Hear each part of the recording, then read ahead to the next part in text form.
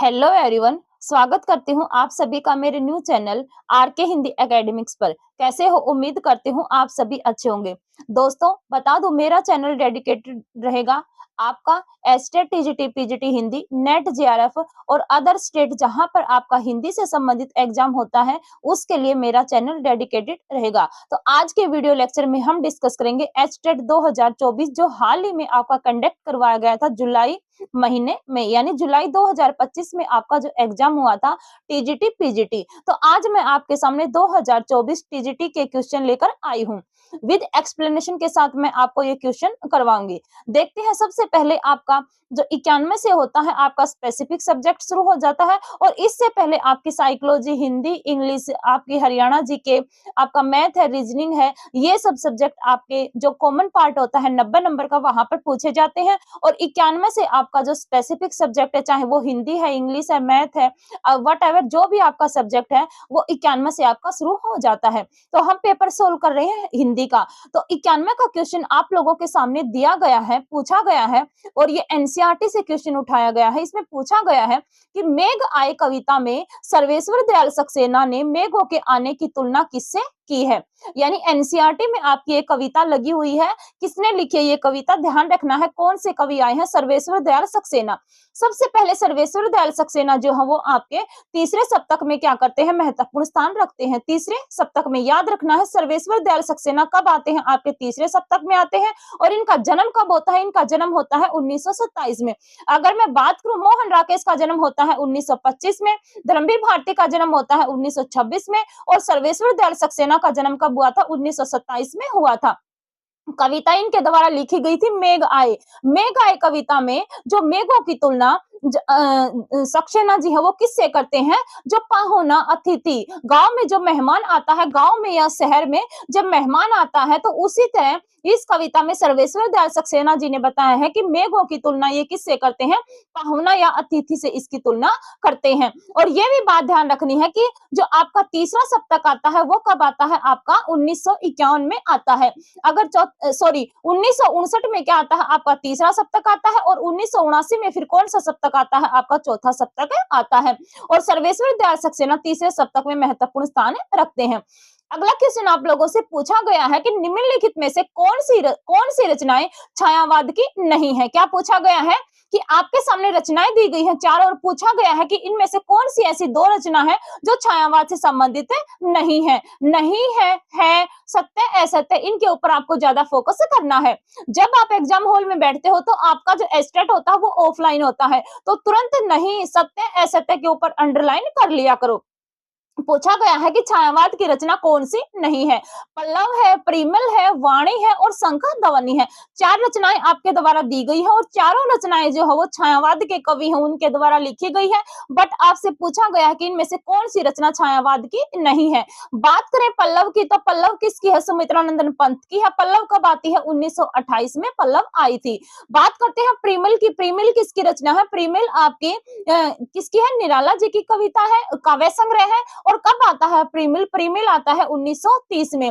अगर हम वाणी की बात करते हैं तो वाणी आपकी पंत की रचना है और वाणी कब आती है, 1952 में वाणी आती है। और शंख ध्वनि भी किसकी कविता है, पंत की कविता है, ये कब आती है, 1971 में शंख ध्वनि आती है। अब आपसे पूछा गया कि छायावाद की इनमें से कौन सी रचनाएं नहीं है, तो वाणी और जो शंख ध्वनि है ये भले ही सुमित्रानंदन पंत की जो आपके छायावाद के वरहत्रि में महत्वपूर्ण स्थान रखते हैं, लेकिन आप सब जानते हैं कि पंत की रचना को चार भागों में बांटा गया था। तो आपकी जो वाणी है और शंख ध्वनि है ये किसमें नहीं आती, आपकी छायावाद के अंतर्गत नहीं आती। तो इसके अकॉर्डिंग आपका ऑप्शन नंबर जो 3 है वो सही हो जाएगा, यानी बी और जो डी दिया गया है वो आपका यहाँ पर सही है।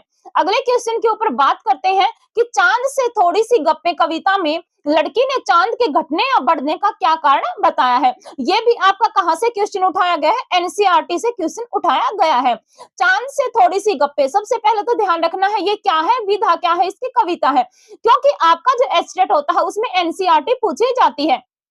10 या 15 नंबर आपके एनसीईआरटी के आते हैं। और एनसीईआरटी पढ़ने का सबसे बेस्ट तरीका है कि आपकी जो विधा दी गई है, जब भी आप एनसीईआरटी को खोलते हो तो उसके जैसे ही आप 2-3 पेजों को मतलब उल्टते हो तो वहां पर आपका सिलेबस दिया गया होता है और सिलेबस के आगे मेंशन होता है कि ये कविता है, ये संस्मरण है, या फिर ये क्या है, निबंध है, या फिर नाटक है, या कहानी है, वो सब वहां पर दिया गया होता है। तो आपको क्या करना है, जब भी आप एनसीईआरटी पढ़ने बैठो तो सबसे पहले जो विधा है वो आपको याद करनी जरूरी है, और किस कवि या लेखक ने उस विधा को लिखा है उसका पता होना चाहिए। चांद से थोड़ी सी गप्पे विधा क्या है, इसकी कविता है, और ये किसने लिखी है, शमशेर बहादुर सिंह के द्वारा ये कविता लिखी गई है। और शमशेर बहादुर सिंह का जन्म कब होता है, 1911 में शमशेर बहादुर का जन्म होता है, और ये दूसरे सप्तक में आते हैं। कौन से सप्तक में आते हैं शमशेर बहादुर सिंह, दूसरे सप्तक में ये महत्वपूर्ण स्थान रखते हैं।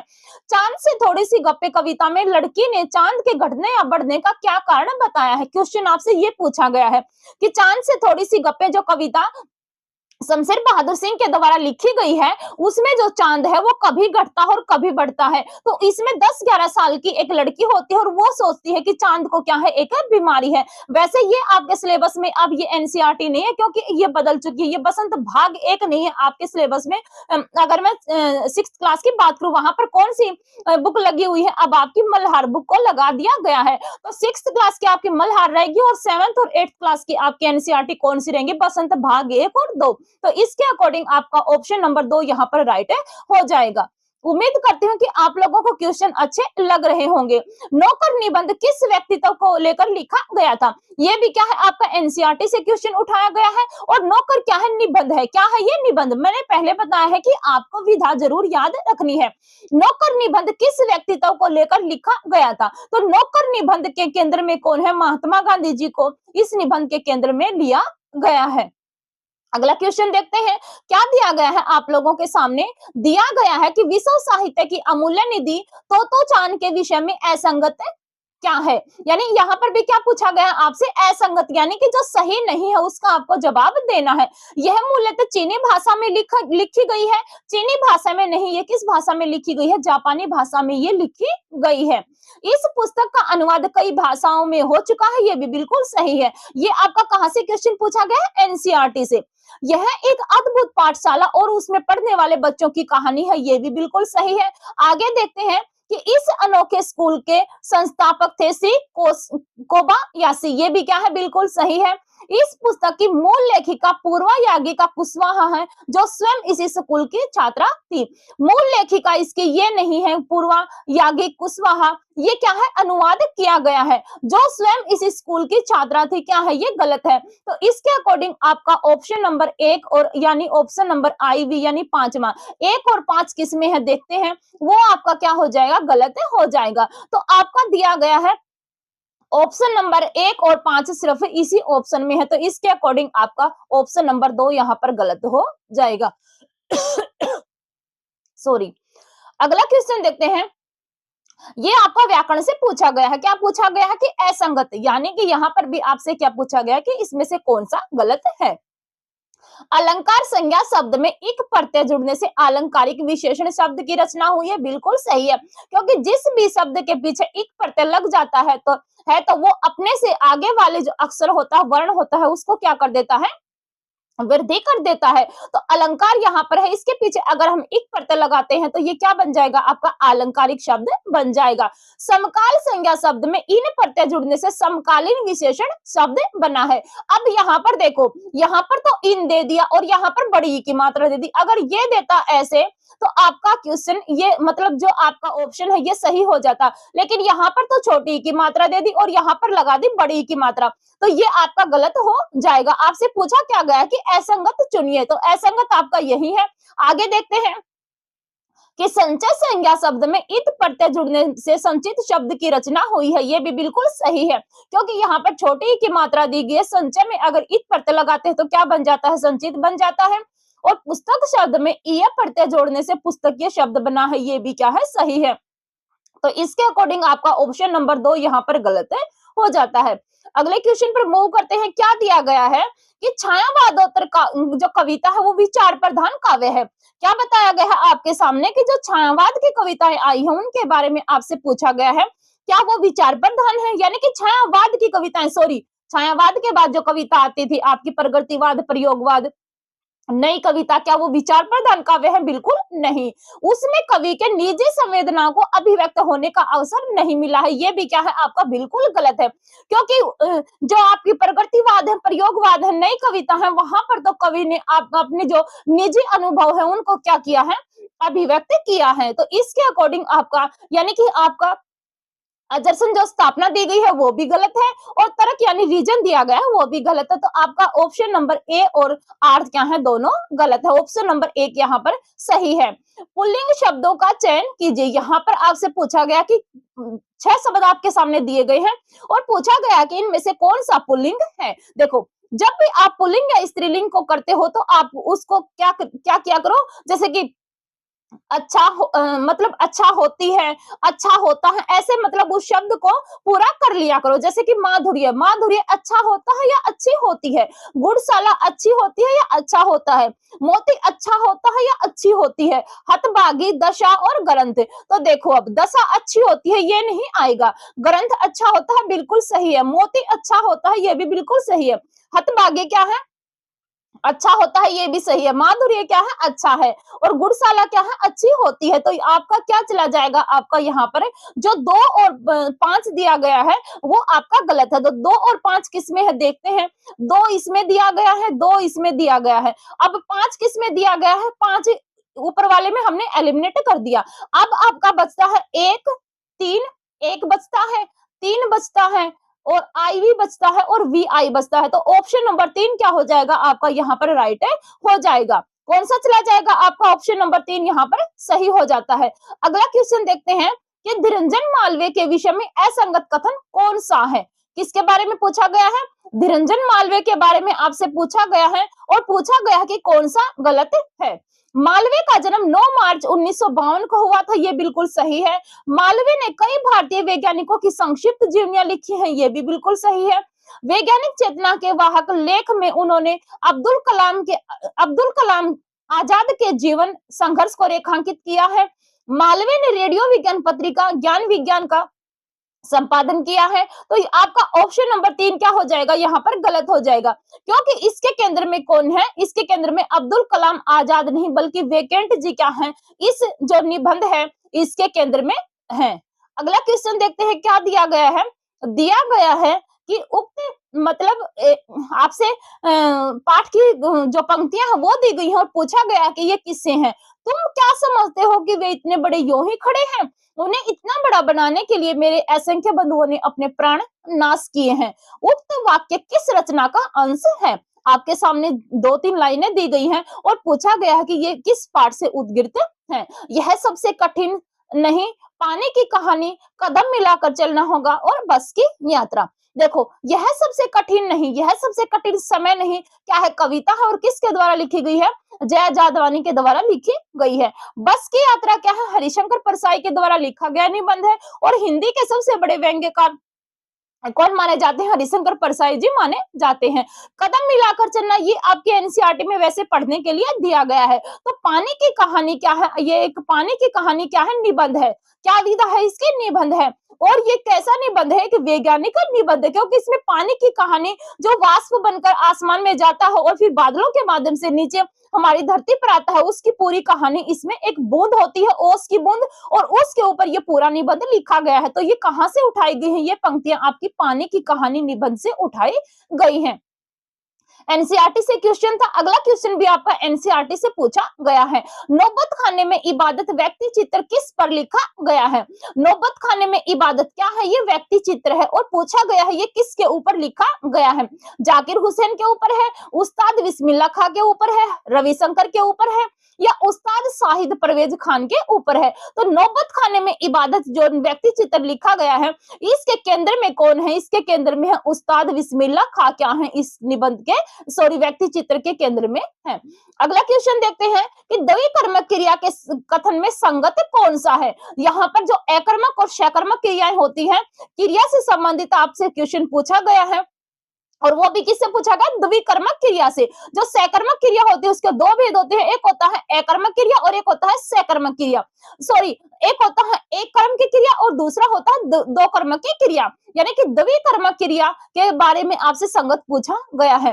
प्रथम प्रथम जो कर्म होता है वो प्राणीवाचक होता है और द्वितीय क्रम प्राणीवाचक होता है, ये बिल्कुल गलत है। प्रथम और द्वितीय क्रम प्राणीवाचक होते हैं, ये भी बिल्कुल गलत है। प्रथम और द्वितीय क्रम अप्राणीवाचक होते हैं, ये भी बिल्कुल गलत है। तो ऑप्शन नंबर 4 बचा, यही आपका राइट हो जाता है। क्योंकि जो द्विकर्मक होती है इसमें एक तो मुख्य कर्म आता है और एक आता है गौण कर्म। जो गौण कर्म होता है वो आपका होता है प्राणीवाचक और जो मुख्य कर्म होता है वो क्या होता है? आपका अप्राणीवाचक होता है। तो इसके अकॉर्डिंग आपका ऑप्शन नंबर 4 यहाँ पर राइट हो जाता है।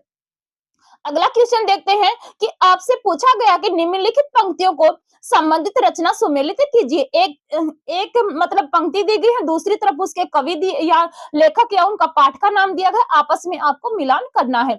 जब हम किसी आदमी को परले दर्जे का बेवकूफ कहना चाहते हैं तो उसे गधा कहते हैं। ये कहां से लिया गया? दो बैलों की कथा है, मुंशी प्रेमचंद के द्वारा लिखा गया है, वहां से ये उठाया गया है। अगला क्या दिया गया कि देखते हो यह यूथ भ्रष्ट है, रोज फुदकती है, ठीक यही आकर मुझे इसकी चाल में एक करुण भाव दिखाई देता है। ये कहां से लिया गया है? एक कुत्ता और एक मैना निबंध हजारी प्रसाद द्विवेदी के द्वारा लिखा गया, वहां से ये पंक्तियां उठाई गई हैं। हमारी कुल देवी दुर्गा थी, मैं उत्पन्न हुई तो मेरी बड़ी खातिर हुई और मुझे वह सब नहीं सहना पड़ा जो अन्य लड़कियों को सहना पड़ता है। ये कहां से उठाई गई है? ये मेरे बचपन के दिन क्या है, महादेवी वर्मा के द्वारा लिखा गया, वहां से ये उठाई गई है। तुम फोटो का महत्व नहीं समझते, समझते होते तो किसी से फोटो खिंचाने के लिए जूते मांग लेते। ये कहां से उठाया गया है? ये उठाया गया है हरिशंकर परसाई के द्वारा निबंध लिखा गया है। किसके ऊपर लिखा गया है? प्रेमचंद जी उसके केंद्र में है। और ये किसके द्वारा लिखा गया? हरिशंकर परसाई के द्वारा लिखा गया है। कौन सा है? प्रेमचंद के फटे जूते से क्या किया गया है? ये पंक्तियां ली गई हैं। तो डी का 3 किस ऑप्शन में है देखते हैं। डी का 3 कहां पर है? डी का 3 आपका 1 में भी है और आपका 3 में भी है। तो ऑप्शन नंबर 2 को एलिमिनेट कर दो और 4 को कर दो। आप देखते हैं कि 1 का 2 या 1 का 1 किस में है? 1 का 2, एक क्या पूछा गया कि जब हम किसी आदमी को परले दर्जे का बेवकूफ समझते हैं, तो ये लिया गया दो बैलों की कथा कहानी है, मुंशी प्रेमचंद के द्वारा लिखा गया है। तो 1 का 2 किस ऑप्शन में है? 1 का 2 आपका चला जाता है ऑप्शन नंबर 3 में। तो इसके अकॉर्डिंग आपका ऑप्शन नंबर 3 यहाँ पर राइट हो जाएगा। अगला क्वेश्चन देखते हैं क्या दिया गया है। दिया गया है, क्या दिया गया है आपके सामने अगला क्वेश्चन कि दिया गया है कि राधा वल्लभ संप्रदाय के प्रवर्तक हैं। राधा वल्लभ संप्रदाय के प्रवर्तक कौन से हैं? हरिव्यास देव है, परशुराम देव है, गोस्वामी हित हरिवंश है या स्वामी हरिदास हैं। तो राधा वल्लभ संप्रदाय के प्रवर्तक कौन माने जाते हैं? स्वामी गोस्वामी हित हरिवंश माने जाते हैं। गोस्वामी हित हरिवंश को श्री कृष्ण की वंशी का अवतार भी माना जाता है। हरिव्यास देव जो है ये क्या होते हैं? ये भी राधा वल्लभ संप्रदाय से संबंधित कवि हैं। और स्वामी हरिदास जी किस संप्रदाय से थे? स्वामी हरिदास जी टटी संप्रदाय से थे। निम्बाक संप्रदाय से एक शाखा निकली थी टटी संप्रदाय, और उसके कौन थे? स्वामी हरिदास जी थे। परशुराम देव भी किससे हैं? परशुराम देव भी जो आपका जो टटी संप्रदाय सखी संप्रदाय है उससे बिलोंग करते हैं। अगला क्वेश्चन पूछा गया कि मानवीय करुणा की दिव्य चमक संस्मरण किस पर लिखा गया है? क्या पूछा गया है? मानवीय करुणा की दिव्य चमक। और क्या है ये संस्मरण है? एनसीईआरटी से क्वेश्चन उठाया गया है। डॉक्टर जॉर्ज गिरेसन है, फेडरिक पिनकांट है, सर्वेश्वर दयाल सक्सेना है या फिर फादर कामिल बुल्के हैं। क्वेश्चन को ध्यान से पढ़ना है कि मानवीय करुणा की दिव्य चमक संस्मरण किस पर लिखा गया है। पर को पकड़ना है, ये नहीं पूछा गया कि किसने लिखा है, किस पर लिखा गया ये पूछा गया। तो किस पर लिखा गया है? ये लिखा गया फादर कामिल बुल्के के ऊपर। और लिखा किसने था? सर्वेश्वर दयाल सक्सेना जी ने लिखा था, जिसका जन्म कब हुआ था? 1927 में हुआ था। क्वेश्चन समझ में आ गया आप लोगों को कि मानवीय करुणा की दिव्य चमक किसके ऊपर लिखा गया है? ये फादर कामिल बुल्के के ऊपर लिखा गया। लिखा किसने है? सर्वेश्वर दयाल सक्सेना जी ने लिखा है। जॉर्ज गिरेसन की बात करते हैं तो इन्होंने क्या लिखा था? The modern vernacular literature of Hindustan 1888 में इन्होंने क्या लिखा था? हिंदी साहित्य का इतिहास लिखा था। अपने इतिहास ग्रंथ को इन्होंने 11 कालखंडों में बांटा था और जो पहले जो आदिकाल है उसको क्या नाम देते हैं? चारण काल नाम देते हैं और रीतिकाल को ये क्या कहते हैं? रीति काव्य कहते हैं। रीति काव्य को ये 7वें नंबर पर रखते हैं, चारण काव्य को ये पहले नंबर पर रखते हैं। बात करें भक्ति काल को तो हिंदी साहित्य का स्वर्ण युग किसने कहा था? स्वर्ण काल किसने कहा था? जॉर्ज गिरियसन ने कहा था। अगर स्वर्ण युग पूछा जाए तो किसने कहा था? श्याम सुंदर दास ने कहा था। जो फेडरिक पिनकांट हुए हैं ये विदेशी थे, लेकिन ये हमारी हिंदी का क्या करते थे? सम्मान करते थे। यानी कि हिंदी क्या थी? हिंदी के क्या माने जाते हैं? समर्थक माने जाते हैं। तो आज के वीडियो लेक्चर में मैंने आपको 91 से लेकर 105 क्वेश्चन तक विद एक्सप्लेनेशन के साथ आपको ये पीवाईक्यू करवा दिए गए हैं। इसी तरह मैं आप लोगों के सामने ये पीवाईक्यू की सीरीज आपके लिए लेती आती रहूंगी। अगर मेरी वीडियो पसंद आती है तो please like, share and subscribe जरूर करें। आप को करना क्या है कि एक छोटा सा कमेंट मेरे लिए छोड़ के जाना है कि हाँ मैम आपकी क्लास हमें अच्छी लगी। अगर अच्छी लगती है तो please like, share and subscribe जरूर करें। पढ़ते रहें, खुश रहें, मस्त रहें, आबाद रहें और यूं ही मन लगाकर अपनी पढ़ाई करते रहें।